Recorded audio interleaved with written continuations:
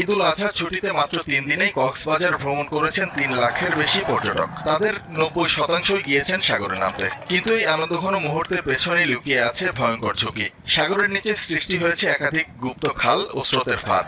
অনেকেই বুঝতেই পারেন না কখন তারা নিরাপদ এলাকা ছেড়ে প্রবেশ করেছেন মৃত্যু ঝুঁকির জোনে।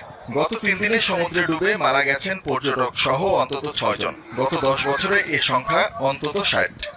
সমুদ্রের মতো যাবে মানুষ আস্তে আস্তে এত দূরে না থেকে যদি নিজের সাবধানতা বজায় রাখে তাহলে এটা খুব কমে আসবে এই দুর্ঘটনাগুলো। আমার পর্যটকে যারা আসে সবাই একটু সচেতন থাকা দরকার। এখানে দেখাশোনা করার জন্য লোকজন বাড়াইতে হবে।